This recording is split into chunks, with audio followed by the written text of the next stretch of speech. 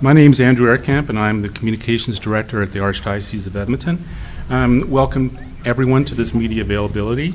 There will be a chance for one-on-one interviews afterwards. The Holy Father is expected to visit Alberta and Edmonton in particular in just over a week. This is an historic visit, one focused on healing and reconciliation. Today we have our partners who are helping to make this visit as beautiful and as smooth as possible for everyone. Marion Haggerty-France is the Alberta Sites Coordinator for the Papal visit. Shane Schreiber is an Assistant Deputy Minister with the Government of Alberta. Anne Wildcat over Zoom is the Maskwacis Site Coordinator for the Papal visit. Nicole Poirier is the Director of Civic Events and Festivals for the City of Edmonton. Greg Edwards is the General Manager of Infrastructure and Planning for Lac St. Anne County. And Superintendent Gord Corbett is here to represent the RCMP, and Superintendent Dean Hilton is also here from the Edmonton Police Service. And both superintendents, they won't be making statements, but they will take questions during the question period. We begin with the treaty land acknowledgement. We acknowledge that Treaty 6 territory on which we stand is the ancestral traditional land of the Indigenous Peoples and is common home to everyone in virtue of God, our Creator's gracious gift. And we have asked Deacon Wayne Provençal to begin our news conference with a prayer. Deacon Wayne. Good morning and welcome to all of you. Gathering together, let us begin. In the name of the Father, the Son, and the Holy Spirit. Lord, our God and Creator, we thank you for your blessings. We place our work and ourselves in your hands. We pray for the health of Pope Francis. As we prepare for the papal visit, guide us in the efforts we take to help pave a path forward to truth, justice, reconciliation, and healing. Amen. In the name of the Father, the Son, and the Holy Spirit.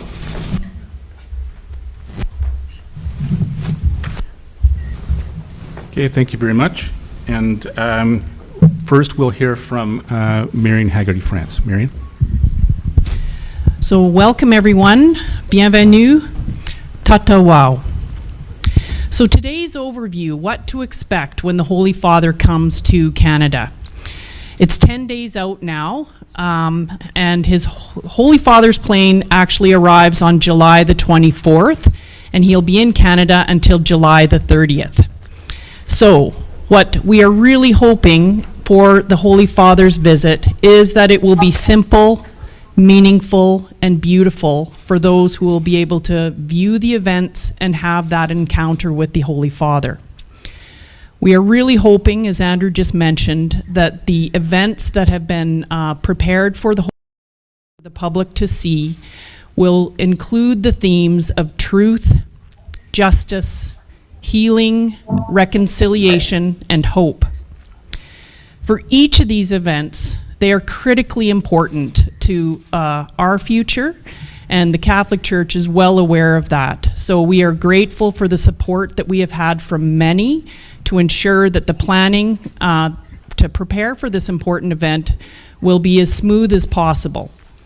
Normally these events have years to plan for. We've had about 4 months. And believe me, we have depended on and relied on the hands and the help of many. So for that, I am deeply grateful. And on behalf of the entire Papal Visit Committee, I'm also grateful for the Indigenous communities that are welcoming us to their homes as we invite the Holy Father. So I'm just going to highlight the 4 events that are happening in the Edmonton area. The first one is going to be at Maskwacis on July the 25th at 10 a.m. And I think what I really want to encourage people and the message to be is to arrive early. Keeping in mind that we are focusing the events for elders and survivors, leaders, youth, and knowledge keepers, this is a group that we will take time to ensure they arrive safely, respectfully, and with dignity. So we've got supports in place. We've got many people that are going to be there to help guide our guests to their seats. And it's just something that we've taken a great deal of thought working with the communities to ensure we get right, or roughly right, versus precisely wrong. For the individuals who will be gathered at Masquachis, they are invited guests that we are registering, and we're working closely with the communities, with nations, with the national Indigenous organizations to ensure those elders and survivors especially that need to be in the inner circle at Masquachis are in attendance there with the supports that they need. There will be no parking on site, and there will be no camping at Masquachis. So for those who may think that that is a possible option, it isn't. So again, really encourage people to register, speak with the leaders in their communities, and ensure they have the information they need to get to these locations on time, and with the opportunity to watch the encounter with the Holy Father. The next event on July 25th is an event at Sacred Heart of the First Peoples.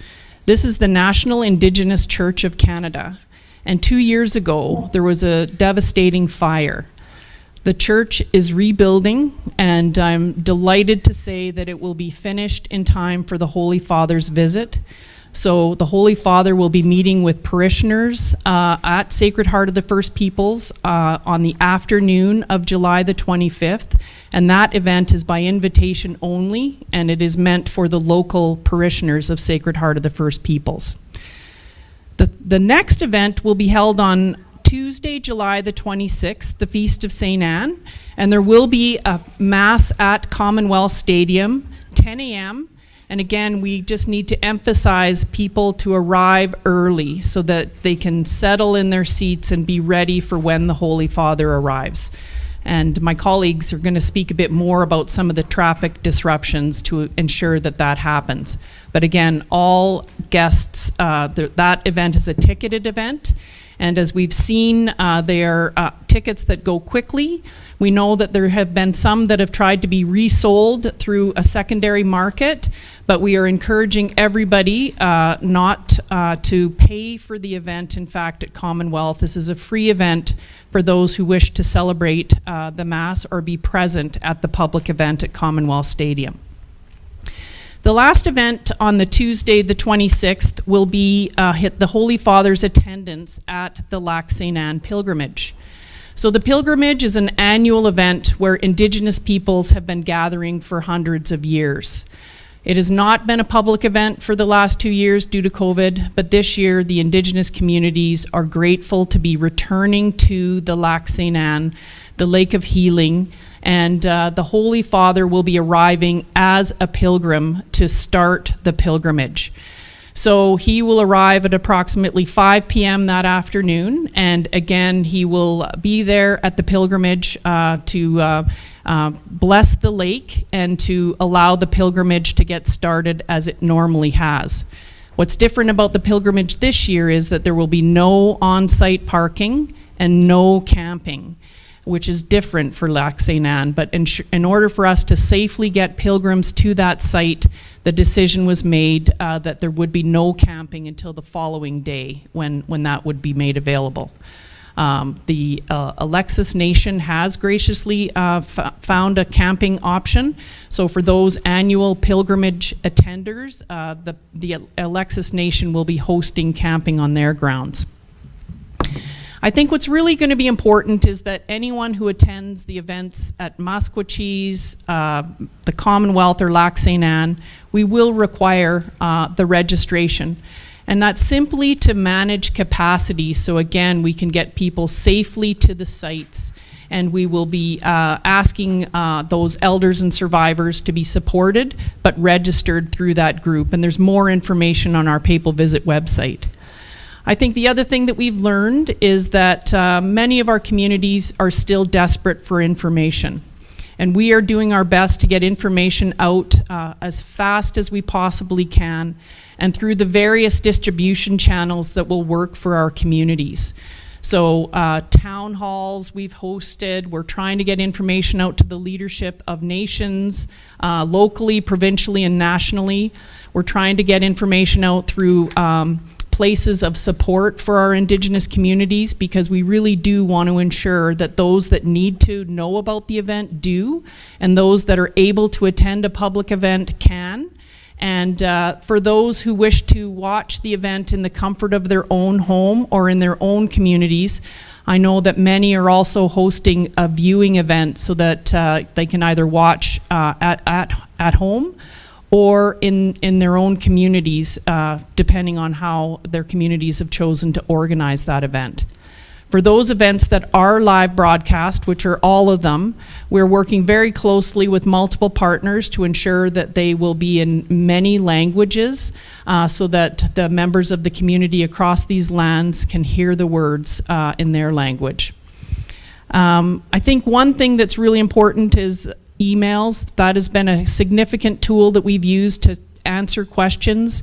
Groups at papalvisit.ca is one where we're encouraging groups that are organizing on behalf of someone to use. But I know that many of these communities wish to speak to someone. So we also have a volunteer call center that has much information, and that number is 469-1010 extension 3. And there's people that will talk to individuals, answer questions, or get back to people if they have information that they cannot handle, or they'll direct it to someone who can. I think that I'll just close with a final thought here, is that, you know, we are keenly aware and seized of the fact that, as important as this papal visit is, to fulfill the commitment made by the Holy Father, it is a step in the ongoing journey towards healing and reconciliation.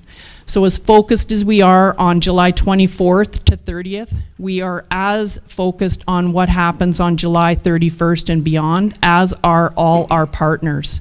So again, we're working with these communities to demonstrate our commitment to healing and reconciliation, and we really are hopeful that all will go as planned, and that it will be the simple, meaningful, and beautiful event that we're each hoping for. Thank you very much.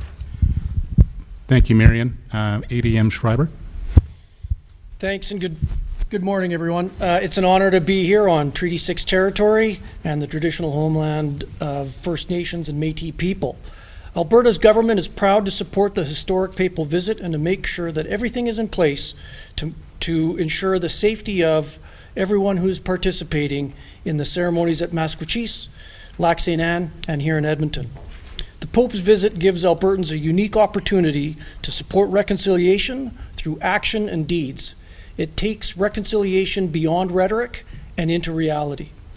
But this opportunity will not be without its challenges and impacts. For instance, commuters and area residents can expect temporary road closures and travel disruptions during the Pope's visit around Edmonton and around the other host communities. I know this will pose a challenge to some, but the best way to minimize the disruption is to be aware and plan ahead.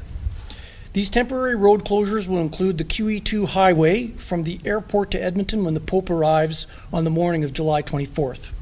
Rolling closures will be in place. What that means is the highway will be closed before and after the Pope's motorcade passes by.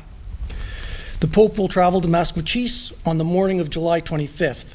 This means the QE2 southbound between Edmonton and Highway 611 will be affected, and again when the Pope returns to Edmonton later that day, northbound lanes on the QE2 will be impacted. Again, rolling closures for that time. On the afternoon of July 26th, the Pope will travel to Lac St. Anne.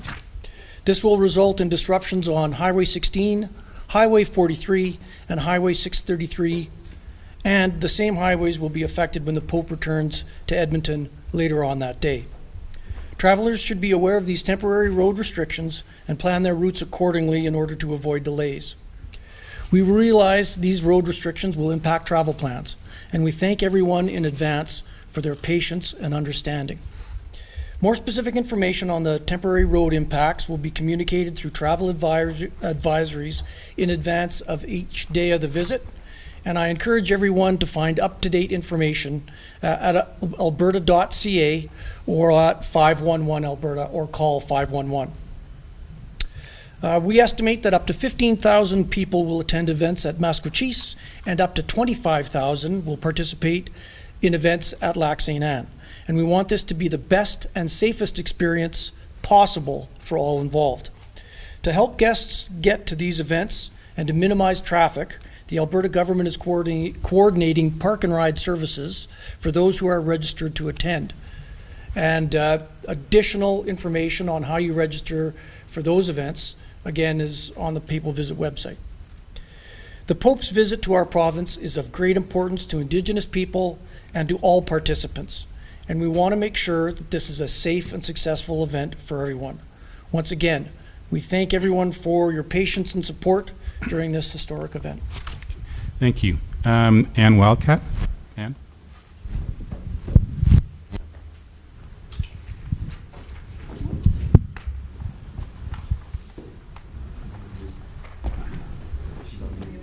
She's muted. Ann, I think you're muted. If you can unmute yourself. Sorry. I'm really sorry about that. Yeah, I just want to express my gratitude for everyone who's here today.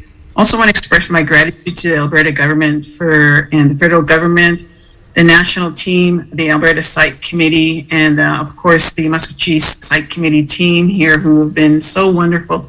Everyone has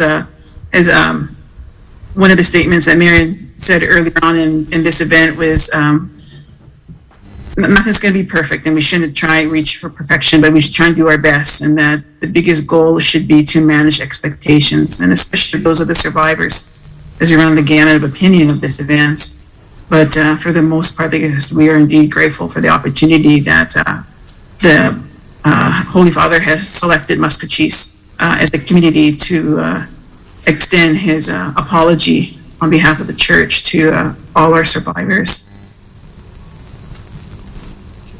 Thank you. Director Poirier? Good morning, everyone. I'm Nicole Poirier. I'm the Director of Civic Events and Festivals for the City of Edmonton.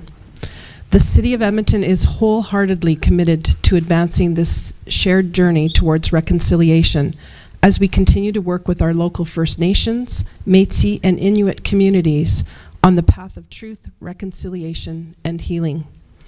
The City is working closely with our partners to support a safe and successful papal visit for those participating in this historic event. As part of this work, the City of Edmonton is working to coordinate a variety of city services. This includes the use of Commonwealth Stadium for the Mass and providing free bus and LRT service to events happening during the Pope's visit within Edmonton. Most notably, transit service for the Papal Mass at Commonwealth Stadium, along with the invitation-only event at Sacred Heart Church of the First Peoples, and the Indigenous Peoples experience at Fort Edmonton Park. On July 25th, ETS will provide park and ride services for those attending His Holy Father's meeting with Indigenous peoples and members of the parish community of the Sacred Heart of the First People. On July 26th, ETS will be provided free park and ride services for the Papal Mass at Commonwealth Stadium from a number of park and ride locations across the city. Those attending the Mass at Commonwealth Stadium can use their tickets as fare for regular bus, LRT, and/or the park and ride service. Organizers for the Papal Mass have indicated that the event will start promptly at 10 a.m. and are asking that everyone plan to arrive early. And for those who are seated on the floor to arrive by 8:30 a.m. Park and ride services will begin as of 7 a.m. along with regular transit service, LRT, and buses. Due to road closures and increased traffic, we anticipate there could be system-wide ETS delays for buses on the morning of July 26th, and therefore we're asking everyone to plan extra time for your regular commutes. More information about park and ride and shuttle service locations and fare details will be provided on the city's website at edmonton.ca/papalvisit in the very near future. On July 25th and 26th, ETS will also be providing free shuttle service to the Indigenous Peoples experience at Fort Edmonton Park. The Indigenous Peoples experience is a one-of-a-kind immersive experience, a place of learning, of hope, and of continued reconciliation. And it was developed through integration and cooperation with our partners from the Confederacy of Treaty 6 First Nations and the Métis Nation of Alberta. The Indigenous Peoples experience will be free of charge and open to the public on both days. Tickets are available through the City of Edmonton's website. In addition to the Mass and Indigenous Peoples experience at Fort Edmonton Park, there are many wonderful opportunities available during the month of July in Edmonton for residents and visitors to enjoy as part of the journey towards learning and understanding. A couple of those examples include the K-Days Indigenous experience happening July 22nd to 31st at the Expo Center. Please visit the K-Days website for details and tickets. Tawawa Thursday, which is happening on July 28th at the Heritage Amphitheatre in William Horlock Park. It's being hosted by the Indigenous Peoples Festival, and more information about this music event can be found on their website at worldmusicweek.ca. Links to these events and other Indigenous learning opportunities can be found on the city's website. A number of road closures, traffic detours, parking restrictions, and transit adjustments will also be in effect during the Papal visit. Details will be posted in the coming days at edmonton.ca/papalvisit. During this busy time, we ask that people plan ahead and leave additional time to get to where they are going. Be patient and courteous as you travel throughout the city on these days. There are many details around the Pope's visit, so I encourage you to visit the official Papal website at papalvisit.ca to get the latest updates and answers to many of your frequently asked questions. Thank you. Thank you. General Manager Edwards. Thank you for the opportunity to be here on Treaty 6 land to share logistical information as it pertains to Lac St. Anne County, its residents, and visitors to this great county. On March 8th, 2022, approximately 125 days ago, our county reeve, Mr. Joe Blakeman, asked me to contact Mr. Andrew Pappenbrock. Through this, we found out that there was a truly exciting event coming with the Papal visit. Joe explained to me that this was a truly exciting thing and we needed to pick up and move with this as fast as we could. As we commenced our county staff involvement in this most prestigious event, trying to figure out all kinds of logistical problems and their inherent solutions. With such a short timeline, it takes a huge amount of manpower and collaboration with many stakeholders. With that, I would like to thank the Catholic Archdiocese and follow in their theme of walking together for this collaboration. So thanking the Catholic Archdiocese of Edmonton, Province of Alberta, the RCMP, Alberta Transportation, Alberta Health Services, many of our neighboring municipalities such as Alexis, Nakota Sioux Nation, Parkland County, Sturgeon County, Barrhead County, and the City of Spruce Grove, and many of the smaller municipalities that are within our own borders. So today we are down to 10 days remaining. I can report that many of the regional or of the required infrastructure improvements are nearing completion. The traffic management plans are in their final stages of confirmation so that the residents of Lac St. Anne County and many of the visitors that are going to be attending this event will remain safe. These traffic management plans have taken a great deal of collaboration and planning, as you can surely imagine. We have a relatively massive event taking place in a location where we do not have 4- and 6-lane roadways traveling to and from the location. We do not have large parking areas. We do not have an LRT system to move people. But we do have a team that is progressive and collaborative, building on our strong sense of community. As such, the collaborative teams have devised a system of park and rides. These park and rides will be one of the 2 ways visitors can attend the event safely in our county. The other way is by walking, which is the traditional pilgrimage, cultural way to attend. On the day of the Papal visit, there will be some roadway closures. There will be some roadways that are converted into one-way roadways, and many roadways will contain safe walking paths along the route. Details of these pattern changes will be posted on the various websites that you have heard here, as well as our own lsac.ca website. On behalf of myself, before I get to that point, this visit is truly centered around the Indigenous communities with focus on truth, reconciliation, and healing, and we fully support that.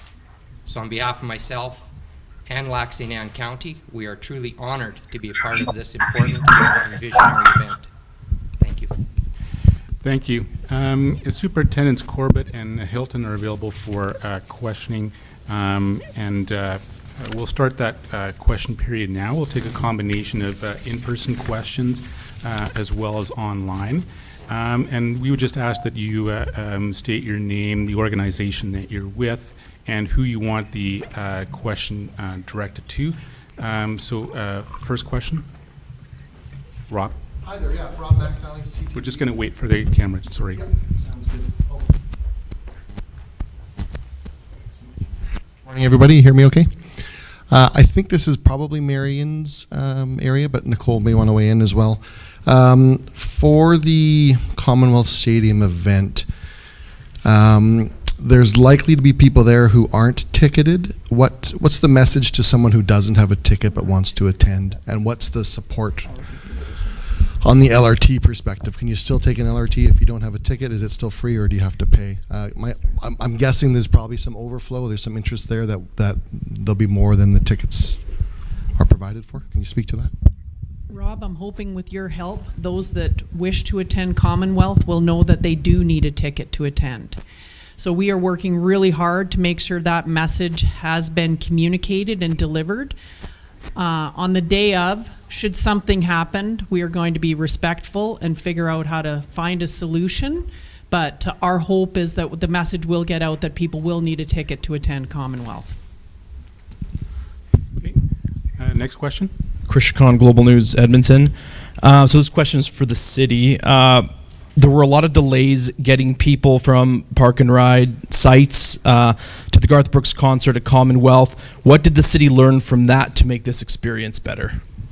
Yes, we had lots of learnings, and we're actually very thankful to Garth Brooks for giving us the opportunity to practice. 60,000 people is an awful lot of people to get in and out of the facility. So we learned a lot. We are starting the park and ride services at 7 a.m. The mass is not until 10 a.m. It gives us a full 3 hours. And again, with the help of the media to get the message out to come early. Anyone who is going to be on the floor needs to be in the facility before 8:30 a.m. So that was a big piece of getting people in. Garth Brooks also likes to only start the concert once the majority of people are in. We do not want anyone to miss the opportunity for the beginning of the Mass and any of the pre-event programming that is taking place. We can move an awful lot of people. We can get, as long as people get to the LRT, get to the transit, we can get them into the facility very, very quickly. But we need those with tickets who are attending to come early. That's our key message. And we're confident that we have learned from the Garth Brooks concert.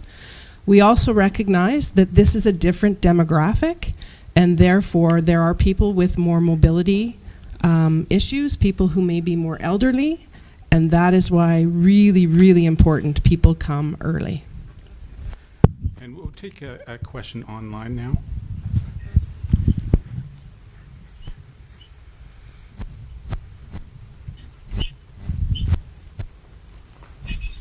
This one's from Colton Hutchinson, asking on YouTube, Will there be shuttle services from neighboring communities to the Masquatchie site? Yeah, I can answer that. So there will be from the two park and ride sites, two primary park and ride sites for the Masquatchie event are in Wetaskiwin at the Reynolds Museum and in Ponoka at the Ponoka Stampede Ground. So those are the two. For Lac St. Anne, the three we're looking at are an area called Langford Park, which is the north side of Highway 16, just east of Highway 765, Villeneuve Airport, and Mayerthorpe, the Mayerthorpe Airport. So those are the park and ride locations. Yeah, and again, you have to register so that we know how many cars are coming to each. Thanks. Okay, thank you. And Jeremy, you had a question? A question for Mr. Schreider as well. Just wondering what sort of, we're hearing about all these sort of infrastructure upgrades, roads being paved and that sort of stuff. Just wondering what sort of spend from the government that all entails. How much is the government spending, and is there sort of cost sharing with communities that are doing these upgrades? We estimate that the cost of the provincial support to the Papal visit will be somewhere between $10 to $20 million. And there are cost-sharing opportunities for some of the activities that the province is supporting. But because of the time pressure, we don't necessarily have exact numbers on what those cost shares will be. So, yeah. Okay, thank you, and we'll take another question from the floor. Natasha Reed with CBC. I think this is for Marion. Could you give us an estimate of what the Archdiocese is spending on this papal visit? Similar to Shane's question, we're right now working on the premise that it's a simple, meaningful, and beautiful event. And for that, we are being very frugal as far as this goes. We are fundraising for about $15 to $18 million, and I'm optimistic that that's going to come together for us. But again, we're relying on other partners to help us get there. And our key area that we're working on is to ensure we've got the infrastructure in place to ensure that our elders and survivors can get to the communities they need to safely, and that the experience is one that's meaningful for them. Another question here. Hi, I'm Audrey Never with Radio Canada, the French CBC. Just a question. Usually we do a question and a follow-up. Can we do that? Yeah, okay. Thank you very much. My first question is something, Mrs. Haggerty, you touched on it. If you ever speak French, if you're able to answer, that would be appreciated. You touched on the resale of the tickets. I saw some go for $175. What's your message to people who are reselling, and are you going to do anything about that? Yes. As soon as we learned that those resale tickets went on the site, we worked closely with Ticketmaster and our partners, and those tickets are not valid. So it was deeply disappointing that the resale market of those tickets happened. So the message that we've sent out, and we've issued news releases and we've posted that on our website, is please, anybody that's trying to profit off this, it's disappointing, and those tickets are not valid. All right. And Natasha, you had a follow-up? I'll do my follow-up now, or? Okay, go ahead. Okay, I don't know for who that question might be, maybe you, Mr. Urkamp, but we've heard that some parishioners are giving a hard time to the church for doing work on reconciliation. First, is that true, and what do you say to those who might be giving that message to the church? So they're giving the church a hard time for working on reconciliation? They're not happy about it. Well, I think that this is a commitment the Holy Father has made on our collective journey to healing and reconciliation. And I think we have to meet people where they're at. And when people have to, in their hearts, find their way forward, and if they're ready to, if they're not ready to have those conversations, we just have to meet people where they're at and wait until they are. Natasha? Yeah, thanks. I just wanted to clarify when you said 15 to 18 million in fundraising and then relying on partners. So the ballpark total cost, is that what you're saying? The total cost is 15 to 18? Honestly, we've had 4 months to get this ready. I do not have that final spreadsheet in front of me. So I think that's what we're anticipating, and we know that this will not be a papal event with the costs that other papal events visits have had. So I think, can I park that one until the dust is settled and we know and have firmer answers for you? We have a But question 15 to online. 18 in total. Question online. This is from Joy Spear Chief Morris. Sources have said that no survivors will be turned away. Thousands are expected to arrive, yet only limited space is available. How are coordinators preparing for numbers beyond available spaces? Anne, did you want to take that question for? Please. Sure. And I think it comes to, to space as well, right? We have to factor in space and safety factors within Musqueam. And the paramount, I guess, focus is Indigenous survivors, specifically elder survivers. So that's whom we're trying to accommodate as much as we can, especially those who are interested. We're well aware that there are people who want to come to Musqueam from across the country who want to hear the apology specifically. So we're doing our best to accommodate and to, again, we really are working on trying to manage expectations and being upfront with numbers and so, like I said, we really don't want to turn anyone away. We really don't, but specifically survivors, because this is for them. And so, and they're our focus. And if I may just supplement that, to Anne's point, there's a limited capacity at these events, and in order to keep people safe, we need to ensure that we can do so. So while we are encouraging as many to ensure that we're registering so that we can plan and manage those numbers, we also need to keep people safe. And that is why we're making those provisions available through broadcasting and the opportunity for people to remain in their own homes if they can. But certainly we hope and we are praying that those survivors who wish to attend can, but it's just the practical limitations, which is why we're really trying to understand capacity issues and ensure that we can make it work. We'll take one question online and then go to the floor. One more online question. This is from Fakia Baeg from the Canadian Press. Can someone please tell us more about what kind of security the Pope will have and why it's important? Superintendent Corbett, did you want to take that question? Thank you. The Pope is an internationally protected person. So there are certain regulations within the federal government as well as within the RCMP around security of internationally protected persons. And that's some of the work we're doing with his visit to Canada. Okay. And Superintendent Hilton, did you want to take that question also? I think he's covered that. Okay. All right. Chris? Yeah, just kind of more on that. I was just wondering. Oh, sorry. Can you maybe expand on just what it's going to look like? Are you guys bringing in a lot more officers on both sides? And then the other thing I was wondering too, just from a city perspective, are you guys going to be a little bit lenient on tickets, just with certain clothes stuff like that? So I was just wondering if you could comment on that. So I can start with respect to the number of officers we're using to provide security to both the Pope as well as our public safety mandate here in the province. We are increasing our numbers, but those numbers we're keeping back at this point just based on our operational concerns. And for Edmonton, we're fortunate to work in partnership with the RCMP, and looking at all our sites, we're definitely staffing them up to a level of what we believe is the right number to provide the best public safety possible for all occupants that are going to be attending, as well as in those communities. As far as enforcement goes, with any event, we expect there's going to be more issues with certain areas.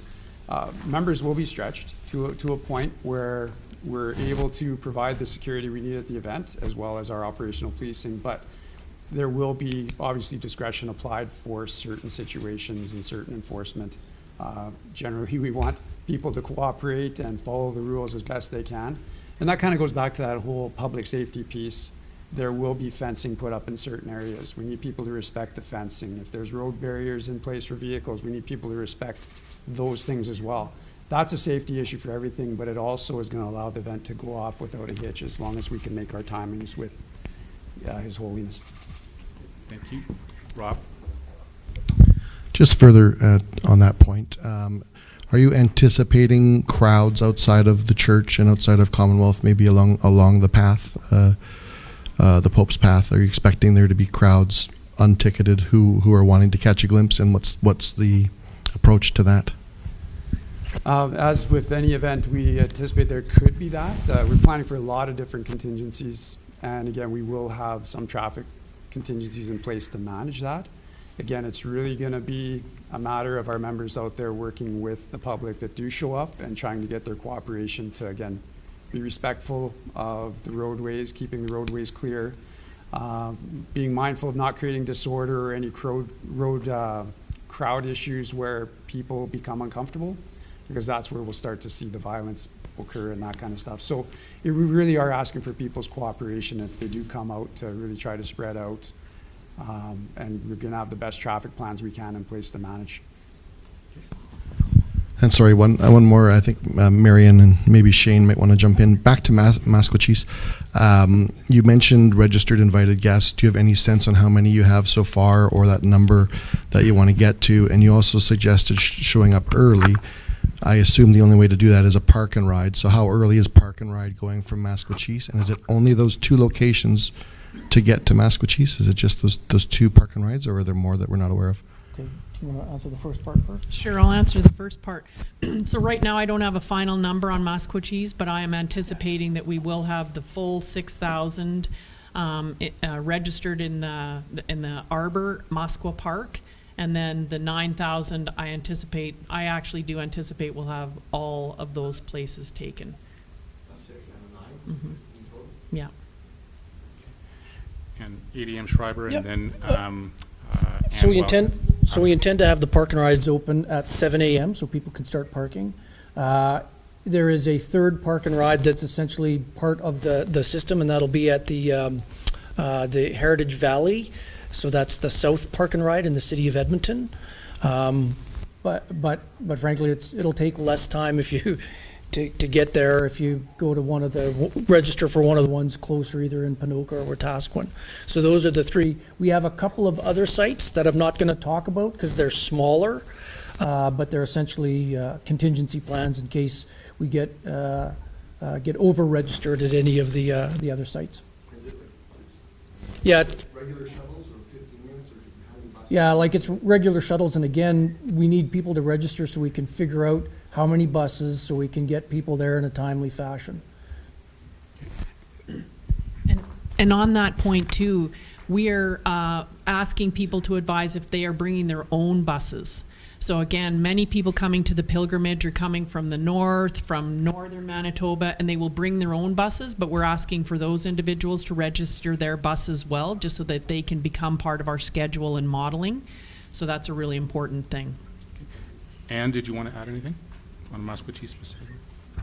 I think, like I said, it's we are expecting a high volume of interest to come to Masquachis, because we run the gamut of I guess support of our opinions from a lot of the survivors. For instance, yesterday, one of the local survivors indicated here, they would like the opportunity. They were not certain, how to. They would like to be at Musco Park, but they said, if it's specifically for our older survivors, they said, I will stay home because I've made my peace. I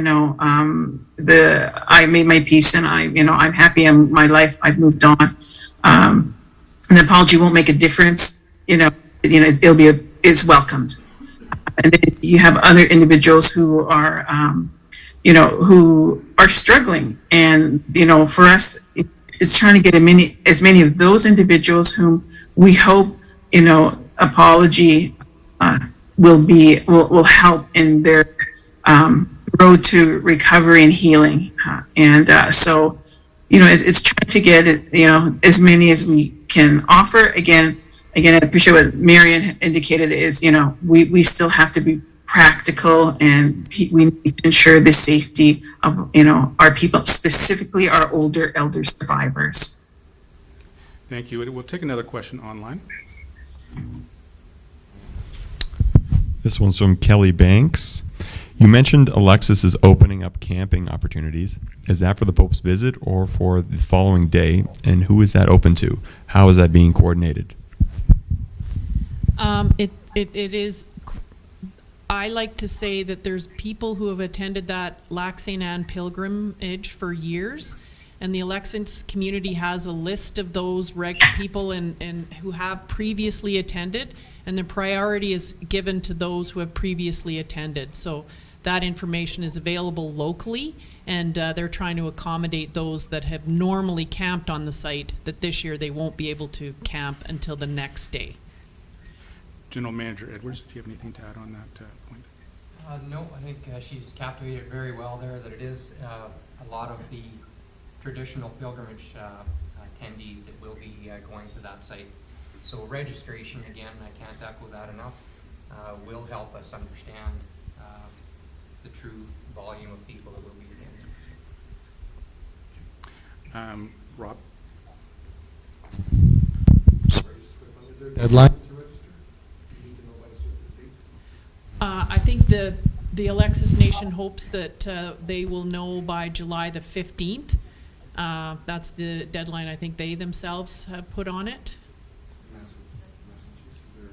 Masquachese, they are still looking for camping options. There's a couple of camping options that the Masquachese Tribal Council holds, and they were just confirming how many spots that they could make available.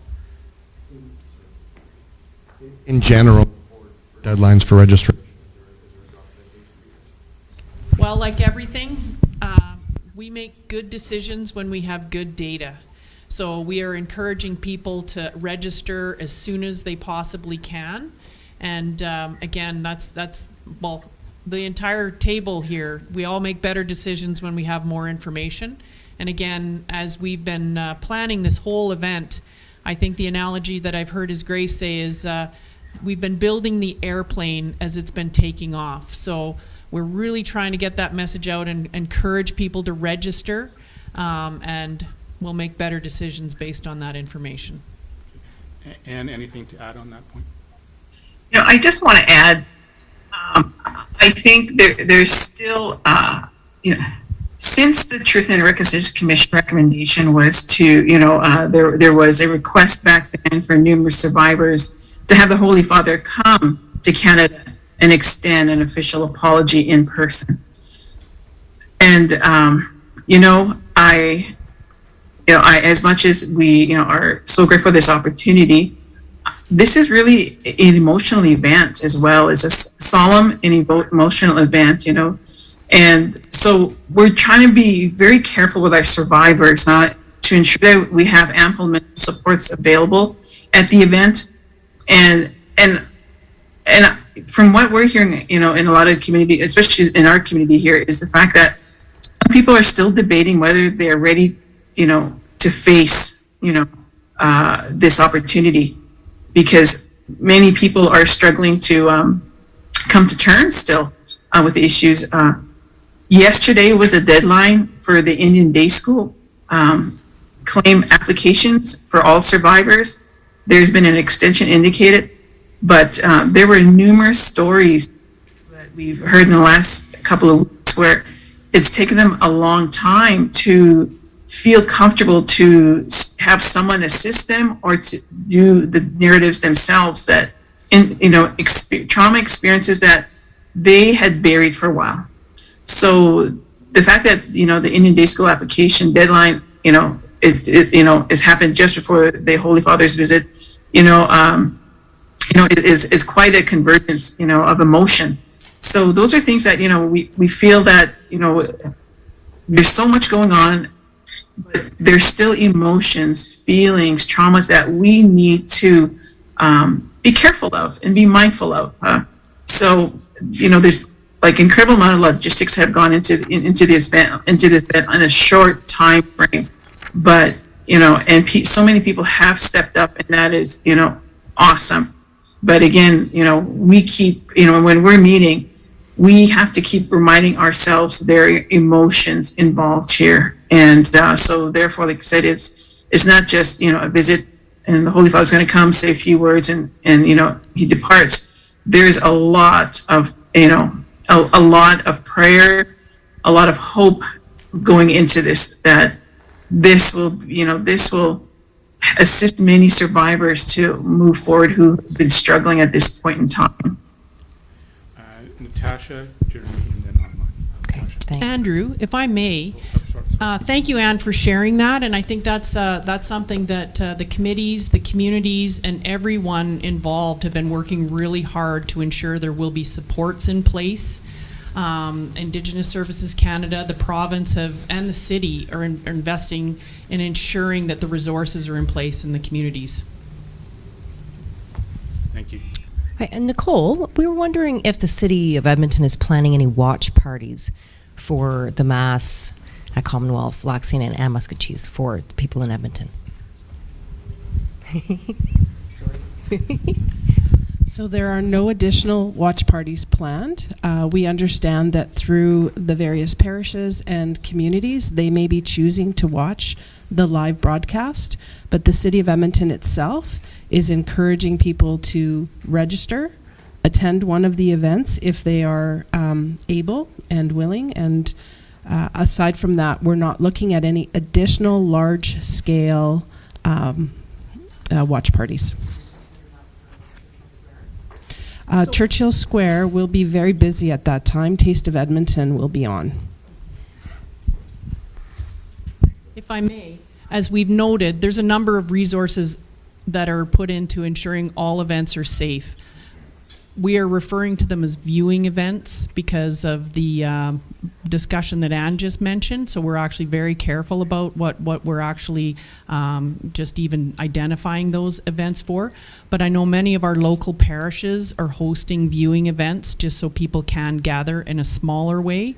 And again, I think that's just to ensure that if there's bigger crowds, then how do we manage transport in and out? So I think that's what we're trying to focus on, our smaller events.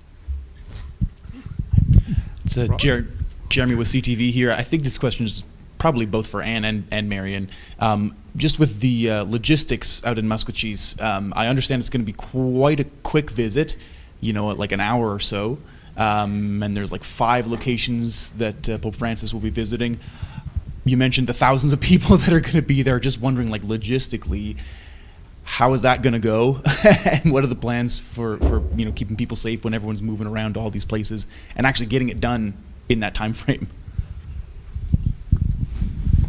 There are so many people worrying about how we get that roughly right, if you only knew. And in the middle of the night when we're worrying about all of those details, we have a lot of people helping us get that right. Yes, the Holy Father himself is 85 years old. He is determined to get here, but we also have to keep him safe and able to do the full trip. So you know what? We're making all that work. There's lots of plans. Everything's down to the 30-second increments about how we get there. But our number one focus is to ensure the elders and the survivors are able to be safely located in the Arbor and in the Musqua Park for the Holy Father's arrival. So I think that's one thing that we're just all working collaboratively to make sure it happens. And again, I think we've emphasized we're going to ensure they arrive early, and we'll take the best care we can to ensure that those visits are as they're meant to be, but they are efficient, and they have to be for a reason. Anne?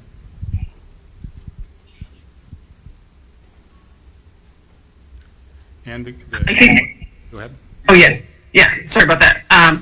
So I think, like I said, it's, again, I just want to go back to the fact that everyone is working hard, and, the level of minimizing frustration with a lot of those who, like I said, this is an emotional event. And so I think, like I said, is trying to minimize any frustration for the survivors to getting them to Musqua Park, and being upfront about the fact that, space is limited, and the fact there's no camping, there's no local public parking. And so even working within our communities, we're also arranging a park and ride from each of the nations here in Muscatine. And so, again, keeping in mind that, we have a number of people who are disabled, is making sure that they feel accommodated. And that's the biggest thing. People need to feel heard and feel accommodated. And so that's what we're trying to work on at the local level. There's, the larger level of assistance that's required and needed. And as I said, we keep getting, we have more and more people who want to come in bus loads, which is awesome. Which is really awesome. But again, like I said, it's managing expectations. And, I know, people are struggling to want to feel that the necessity to register, so we know, so we can manage the expectations. So that's where I think some of our challenges for us, because most of the Indigenous groups are used to events, community events is, I'll decide, maybe the day of whether or not I'm going to go. But in this case, we're not really quite in that position to do so, and so there'll be some accommodations there, but local accommodations. But I think, like I said, it's we really need people to make that commitment a little earlier than later, so we can get them transported to the park safely and timely. We'll take one more question online, and then we just want to have some time for any closing statements. Nicole, did you want to mention there's a news conference coming up next week as well? Yes, so next Thursday, the City of Edmonton will be hosting a more detailed technical Commonwealth Stadium implications and civic services meeting. The date and the time, the date is next Thursday, the 21st. However, the time will be sent to all of you. Okay. We'll take one more question online and then a few minutes for closing statements. Online question. Yeah, just a couple questions that concern the park and ride and capacity of park and rides to Maskwacis and Lac St. Anne, as well as our media required to enter the park and rides in order to get to those places as well. All media by now should have been accredited, and there will be communications that go out with respect to the information that the media will require. So that's a whole separate conversation. So that one we can take offline for those media, but there will be information coming out. And then a question about parking rides as well? That was for media. That was just Yeah. for media. Okay, we'll just take a few minutes for any closing statements. We'll just go through the same order. Marion, did you have anything you want? Just thank you for helping us get the word out and for ensuring that the event can be the simple, meaningful, and beautiful one that we hope for. It's we're hoping to get it roughly right versus precisely wrong, and we're going to count on people getting the right information so that they can help us do that. Thank you very much for doing that. And did you have a closing statement? Yes, I just want to say thank you so much for the information that's getting out there. Like I said, we want as many drivers to come again, but again, space is limited, and so the sooner they register, the better. Within the, so we have several organizations who are assisting with Indigenous organizations. They're assisting with the registration. So I hope they reach out as soon as they can. So we can definitely be able to ensure that they're here. Especially those who really want to be here, that want to hear the apology firsthand. Thank you. ADM Schreiber? Yeah, I would just like to echo the thanks that everybody has offered for the great work that's happened to this point to make this historic visit go. We understand that there's going to be impacts upon the public. Again, thank everybody for your patience, support, and understanding as we work through all of the complexities of delivering what is, probably a very historic visit. Director Poirier, sorry. Thank you. This is an important journey for our local First Nation, Métis, and Inuit communities, and the City of Edmonton is absolutely committed to supporting this in whatever ways we can to ensure that truth, reconciliation, and healing can happen in all of our communities. So many thanks, and many thanks to the media today for helping us to get the word out so that this can be safe and well coordinated. Okay, and GM Edwards.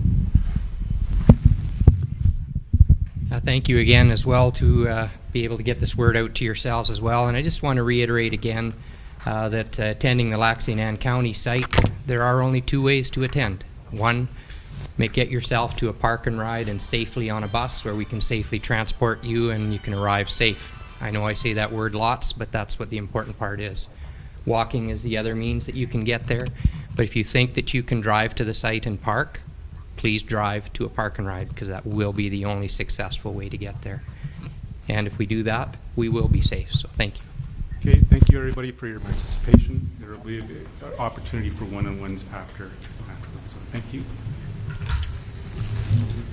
And just for the media present, that just for security reasons, just a reminder